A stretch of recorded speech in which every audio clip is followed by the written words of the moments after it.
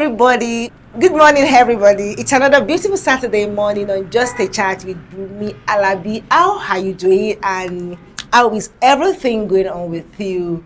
Yes, this morning I have amazing set of people with me. You know that I'm not alone. I can never be alone because God has blessed me with wonderful people that are always on time, always here with me to talk, to teach, to discuss, to chat. Yes, just a chat.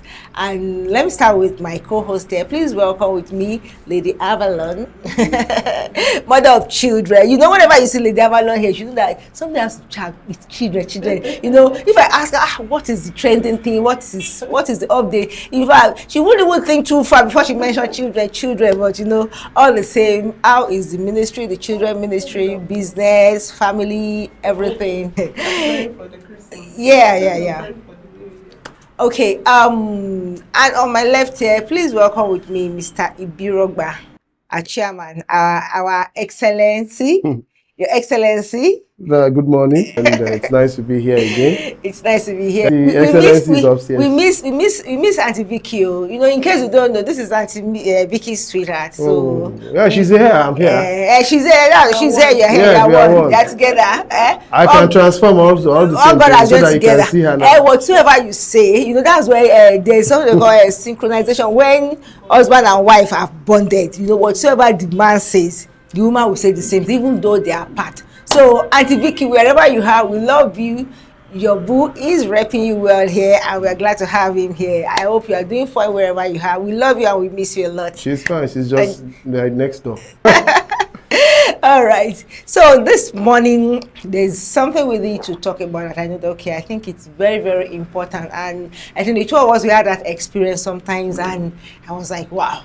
You know, there are some things you experience or you see happening in some homes and you feel hard, but to them it's it's like norms, it's their way of life and the life. And I think we just went there to work and we just heard the man and the woman the man was just saying, ori olori buruku, and the wife was just laughing, and I was like, and the kids were there, and I had to pause and expect the wife to react, and I just saw the wife just smiling. I said, hey, really? You know, and I realized that I think it's their way of life, using vulgar language among family setting, using vulgar language, and it ranges from between couples, parent to children, and the likes. And you wonder that why, you know, when you now see these people now relate with people, because relationship doesn't just end within the family, it transcends to outside, to the society, to school, to other public places. And these people that see this kind of languages as norms, when they now go out there and they still exhibit the same thing, they say the same thing, we feel hard. We feel like, okay, where is this person coming from? You know, we just make a conclusion that this person is this, is that, but to them it's a normal way of conversation. So that communication issue among family setting, using vulgar language, profane words, different words that are not supposed to be heard in society. Like we're looking at our cultural system, you understand, there are some languages that are not acceptable, like using the F words and different things, some people cursing, and we see it as is a normal thing. So why should this be? Why? Or maybe I should just ask this: Is it normal? Is that thing we see as abnormality? Is it normal? Maybe let me ask Lady Avalon before we. Let's start from the women. Lady Avalon, you know, I know you and your husband, you are in the family setting line, and I know you saw this that day. How did it make you feel when you heard that? Because to me there was a way I felt. So I don't know, maybe you felt the same way when you heard them exchange their words. You know, it's sometimes when you see people outside, they're looking different, and when you see them inside and you hear those kind of languages. For me, growing up, I grew up in this kind of family setting that my dad would tell you, don't abuse yourself. So even if you mistakenly say it, you have a caution. So apart from being just it's not godly or it's not Christian like, I had a principle that guided me growing up. So when I see people that actually use languages like that amongst themselves, maybe families or husbands and wife, a mother and children, for me it sends a signal of I get disgusted. I get uncomfortable, let me say that, because of my own growing up. So when I saw that setup, I was surprised because I didn't believe that people of that caliber should be speaking to themselves like that. But I needed to conclude by saying that, well, that is their way of life. And that is how I cannot just come. It's not everything you correct people about. It's very wrong for me to just call them and say, what you are doing is wrong. You understand? At that situation, I wouldn't have been able to do that. But for the way I felt disappointed. Let me say that. Okay, sorry, let me ask you a question now. Okay. Assuming you are a teacher, and maybe you have one of those children in your class whereby the child is now using vulgar language on his or her classmate, how would you have responded to such a child? There's this principle I believe. Two things make a child and personal development. Now that child that is reacting to that classmate like that, if the child is below a particular age, I would say that maybe she got it from her classmates. It could be from her classmates, within her classmates, or it could be from TV. Maybe she watched a cartoon. So sometimes when a child say negative language to the other child, I would want to sit down and find out from that child, where did you get it from? You understand? So it is, as a teacher, it is my own responsibility to discover where the child got that information from. Children are sometimes innocent learners. Some of them below a particular age, we feel that it is just a normal language. So I want to know, where did you get it from? If it's from cartoon, then I'll know that, okay, it can be corrected. If it's from home, it will be hard because the child will regularly hear it. But if it's from cartoon or from friends, it could be disconnected from that device that is giving him that language. But if it's from parents, it could be hard. So what I, as a parent, if I discover it, is to correct the child and also probably call the attention of the parents to tell them that this thing you're saying at home, the child that actually pick it and it's becoming a repetition that uses for his or her classmates. So that is my Thank you very much. All right, sir. Mr. Biroba, so what's your own perspective about this? I don't know, maybe you've encountered some children or maybe you've seen some couples exchange this kind of words, like, when you're talking about some little children, I heard something that there was a time they were asking, a teacher was asking a child that, what's your daddy's name? You say, Olori Buruku. What's your mommy's name? Oloshi. And very innocent child. Yeah. And the teacher was like, how did you come about this? And when they realized, maybe after tracing it, they realized that was what the parents called themselves. Before I thought that thing was like, oh wow, they are overhyping. But when I saw that thing with my own ears, I was like, oh, this thing is for real. And the setting where I saw that thing, honestly, I wasn't expecting it, because it was an environment of classic people that I believe that these people, they are touche, they are educated, they are enlightened, you understand? And hearing that, I was like, am I for real? So it is real. Yeah, it is. So let me hear your whole view about that. Well, basically, the view of things is because of the decadence that has entered into the society. It's the society molds you, the society makes you, so the society forms you. In Yoruba, that means the home, the society, and your belief, either the church or the mosque or the school. It's the school. So one thing is that it depends on what you choose to do. And most times, you said vulgar, I'll say profane. And it's something that you cannot take out of right now, because even if you look in the whole of Nigeria right now, you say anytime anybody is willing to learn the Yoruba language now, if an Igbo comes, that is what they first of all learn. People say if you want to learn anything, you learn the profanities. But is that the way we were brought up? No. Is that the way we were? No. Is that our culture? No. Is that our way of life? No. Yoruba will say, it's not the way. Profanity is a choice. When I was growing up, you dare not say, that is as good as anything. But I learned all the profanities because I needed to. I'm in the environment. But I don't say it. I don't use it. I use stupid is a very terrible word. Before you know it, my dad will have given you slap. And that slap will reset your whole brain. Yes, if I see my dad say, yeah, you're a blinking idiot.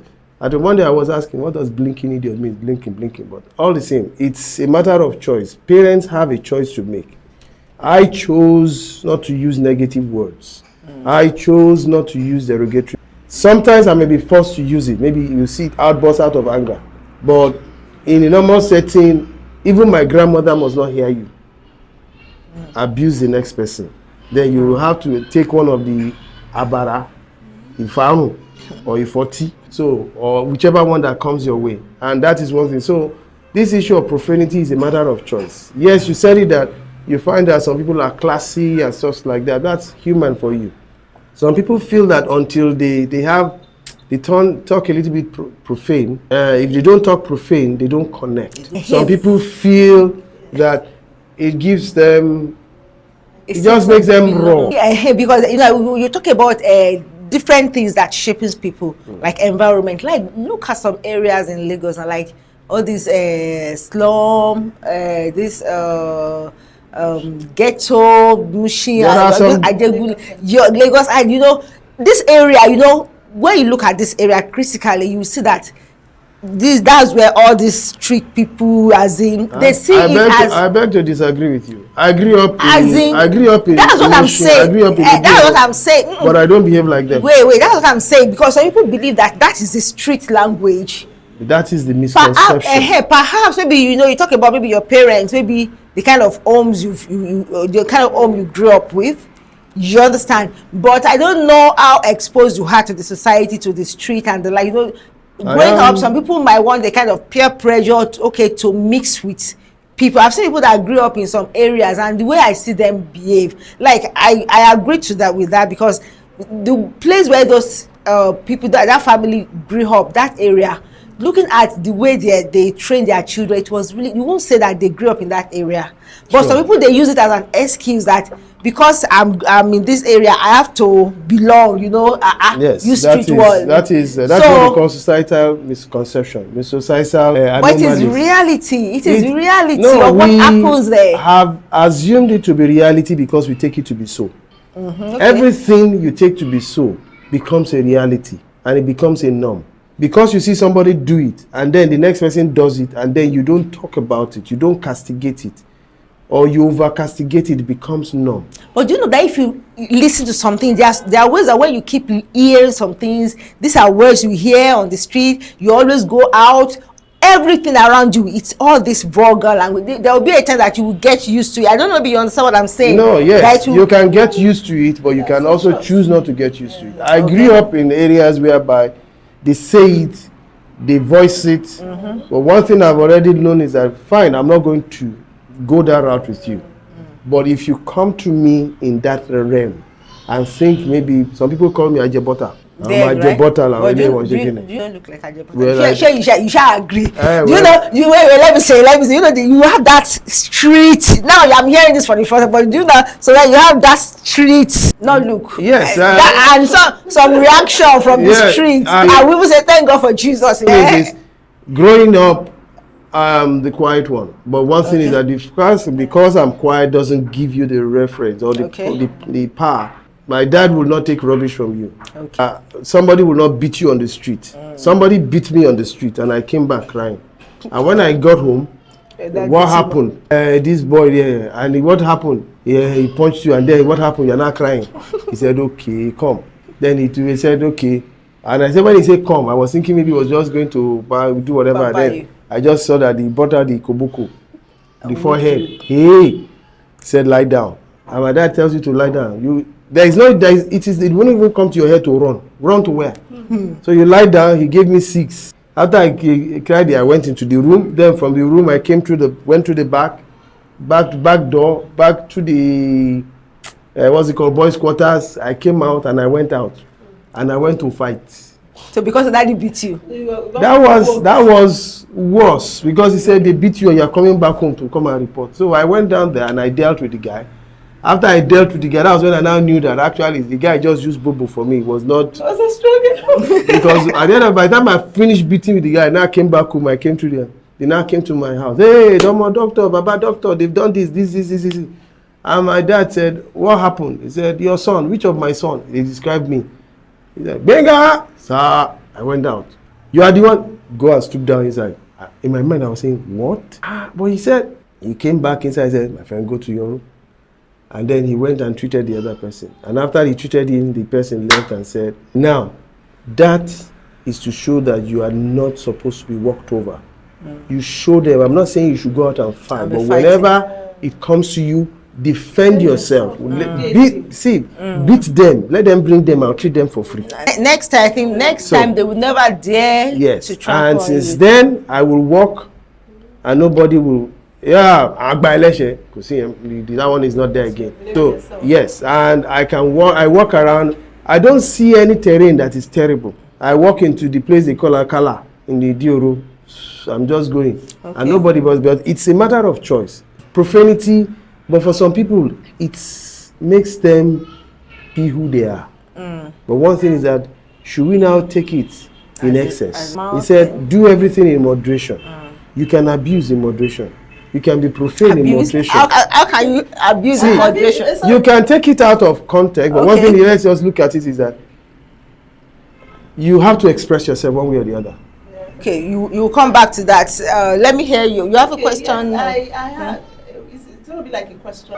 You know, like you said, you can do that normal. Some people see it as normal, but what are the effects? So that's the fact that a family sees like, okay, maybe my upbringing, we used to abuse in our families. Like when people say, some boys will just walk into my shop and say, they say that those things get to me. I'm like, must you abuse yourself? Just to know that there's power in tongue. I say those things, but I say that it doesn't change some of them. So now, in a family where those kind of languages occur, I realize that it causes distance. It causes a lot of distance among us, between husband and wife. Does it really? Yes, let me tell you. As when the two of them, that is your assumption. No, sir, let me say this. I'm not saying that it causes distance between them. There are things, there's a way a man will feel when he's with his friends, and he knows that his wife will come and say a particular word to him, probably is not comfortable. So he will find himself separated, because when I'm with you as a wife, I'm comfortable with you abusing me. You are a structured person. You have not entered them. Let me say this. When I'm saying, I'm a wife. I'm comfortable with you telling me, or the near family, you say things like that. Those ones are personal attacks. It's quite different from when you are saying you are vulgar to yourselves. Some people are vulgar to themselves. Like how? Goshi Sibi, or something like that. That one is a different. That one is, there's a big. We're not talking about when you have issues with your spouse. This one is when you use vulgar word as this one is like a as normal communication style. But do you know some people do it? Like I said. That's what I'm saying. Your family, they are like this. Someone like that. I believe someone like this. They say birds of same feathers flock together. Obviously, the kind of partner you will marry, if you are in your dating time, you would have known the way the guy or the lady talks to you. Even the friend, it can't cause separation. Even the friend of the husband, they're already used to it because they are same thing. So it can even bind them together. You find out. Well, you know what I expect is maybe is there an effect to the scripture says there's power of life and death in the tongue. Yeah. This thing they are saying as jokes on their children. Are there ways it affects them or the children that hear this? Because it's affecting us because we didn't grow up that way. But them, is there ways? Because like the children being raised from this, like I said earlier, that they relate with other children outside. They want to get married to someone that is not used to this. So how can you now structure that kind of child to bring that child out of that system? Let me give you an example. Okay. Somebody met with my daughter where she is, and she said something. Now, he doesn't know. He has never been to this place. To Nigeria. Maybe he didn't know the meaning of that word. And he said, and my daughter said, he said what? He said, the next time you say that, apart from punching your face, I will report you to my dad. My dad is a serviceman and he's coming after you. And the guy had it and said, oh, I'm sorry.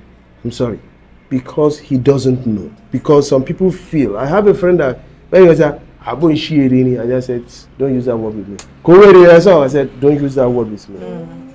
Because one thing is that for me, I feel it's insulting. For him, it's just a flow. He's just trying to belong. That is a Yoruba thing. Like guy thing. Yes, but for me, it's not a Yoruba thing. It's not a guy thing. It doesn't work with me. So it's a matter of choice. We are what we choose to be. So we can be what we want to be to our children. You can only control your immediate, but you cannot control the generality. But you can use your immediate to affect the generality. That is what I do. I tell them, don't insult. I tell them, don't use vain, profane words. But one thing is that if they use it and you cannot tolerate it, give them a warning. Give them 3 warnings. That is what I say. Give 3 warnings. If you give the first one and it fails back, give the second, give the third. Report the person. If he gives him the 4th, then tell him, I'm going to break your nose. I said, because one thing is that sometimes some kids wants to do it just to taunt you. Yes. And sometimes you need to put a lead on it. So it's a matter of choice. So, but one thing is that, can we take it out of the society? It's possible. But one thing is that, how do we go about it? That means we choose to be what God wants us to be. And that's why we are having a Christian lives.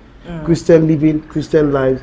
But also, as Christian lives, do our attitude, do our responses, do our reactions speak volume to those people? Does it speak the right reaction? Does it speak or communicate the things that Christ wants us to communicate?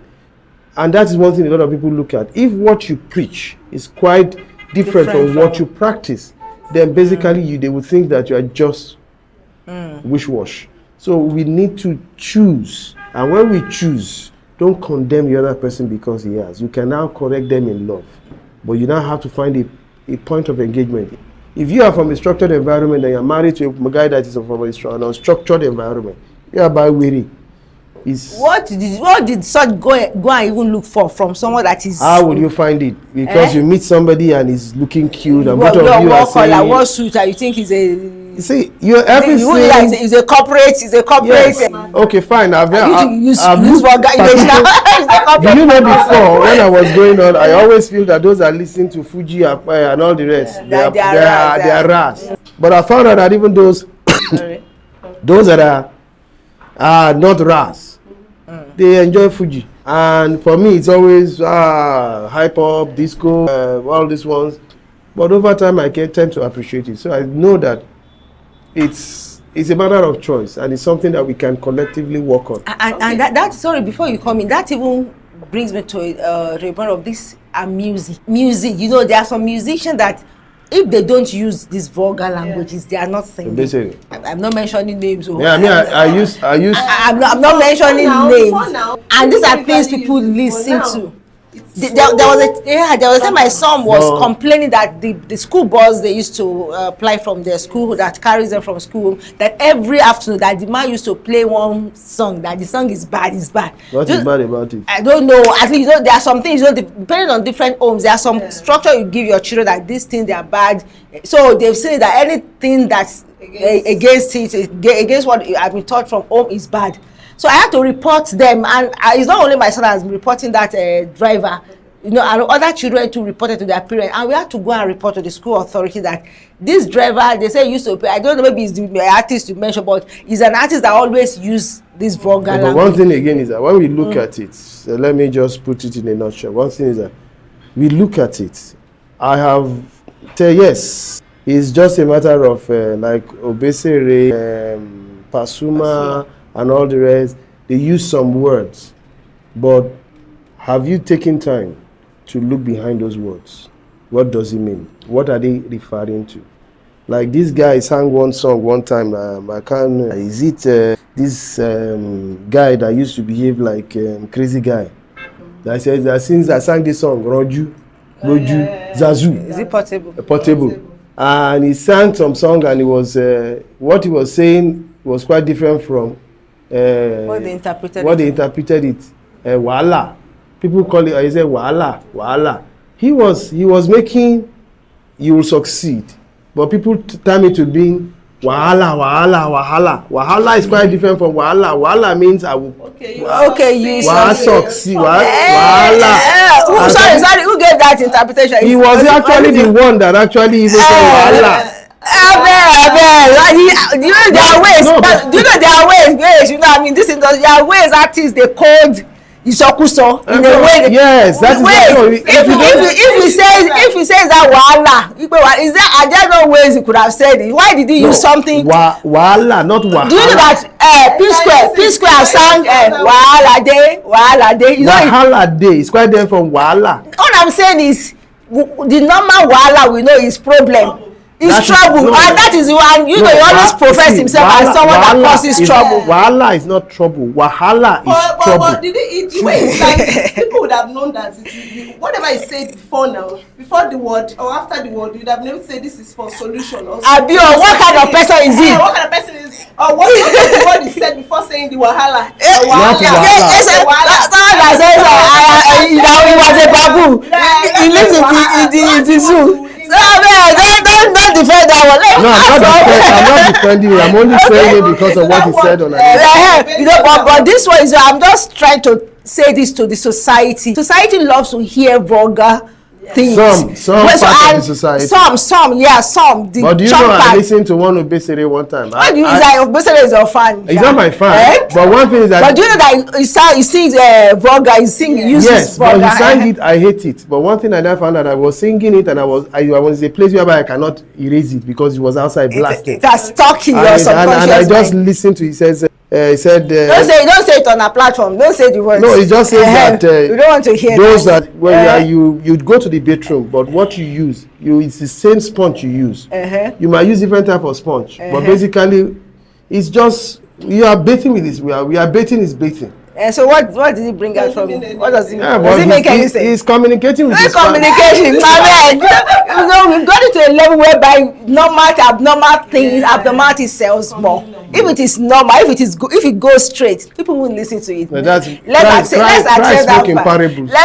So artists should speak in parables. Okay, let me hear your question before our time goes on. Yeah, I was going to say that the effect of husband and wives using vulgar between themselves and the effect on children as they grow up. So how are we able children to are already used to it? They're already used to it, but the effect on them, even as they grow up, are they able to see it as something bad? And how parents can reduce it at home. I'm not saying we're not going to offend ourselves. You know, there's this saying that if you're angry with your husband or your wife, you can find a better place to express yourself, maybe in the room, not in front of the children. Because over time, these children will grow up to see that this is the normal way of living. Is it even right to be calling your partner Ode? Is it not derogatory? It's a choice, and we can actually both correct it together. Yes, you can correct it. So for me, I feel that parents should avoid things like this in front of children, so that those children will not grow up to feel that it's a normal way of life. And I can actually abuse anybody. And I say that, you say something, say, what is wrong with it? The same way you talk about bullying in schools. So when these children grow up to see that my father can actually abuse my mother can abuse my father, so I can actually do it with my friends. So the effect on the children, it's actually very, very bad, and parents should avoid it. So that's my own. You want to say something? Because of our time, because I know it's very, very important, because we talk about this, and like I was saying, that children goes out. You can't expect, if you are dating someone and the person is already calling you names, is already using vulgar languages, and you are not comfortable with, where you came from. I think it's very important for you to address it. Like you said, what your daughter did, the person might be doing it based on where he was coming from, innocently. And for her to have corrected, because before someone can be saying all those kind of, that means you have accommodated, you have been comfortable with the person calling you those names. Now you are not together, you want her or him to stop. It's not possible. So I think when you are dating, for couples, maybe you are in relation, you are cutting, and the person is already using some languages because we are trying to just change some systems. We come from different backgrounds and the like. So if the person is using some languages that is derogatory, that is vulgar, profane languages, I think it's high time you just talk about it and tell the person that you are not comfortable with this. And it has to do with the way we communicate as partners. Do you shout at your partner? Do you abuse? Do you curse? And you know, apart from that, the psychology effect of this, because we are what we hear regularly. If you're already hearing that, or then you are not this, you are not that, like I was saying something that, you know, growing up, I used to hear this a lot from one of my brothers. I would say, or then you are too slow, you are too sluggish. And you know, recently with that, my brother came to me, and when he saw what I was, he was like, I'm sorry. So the things we hear a lot, it has a way of settling in her. So, and that's why I want to indulge us as parents, as friends. You know, let's be mindful of the words we speak to ourselves, because words are weighty and they has a way of affecting our well-being psychologically, the way we think, the way we see ourselves. And like the scripture says, the power of life and death is in the tongue. So if you call somebody were nanny, by the time the person start doing like were, you won't know that you have spoken words into the life. So as partner, please, let's be mindful of the words we speak to ourselves. I believe, and to our children as well. It is very, very important. We can make this world a better place. Yes, we are trying to do it. For me. And it starts from us. It starts from us. It starts from you. Thank you very much, Avalon. Thank you, Mr. Birogba. Thank you. Please don't punch people on the face, because I know. I don't punch people. You don't punch people, but if anybody comes to you and bring it to you, you give it to them. That's good. It depends. It depends. All right, till I come away again next week for another interesting episode of Just a Chat. It's me, BUNMI, ALABI, saying have an amazing weekend. Bye.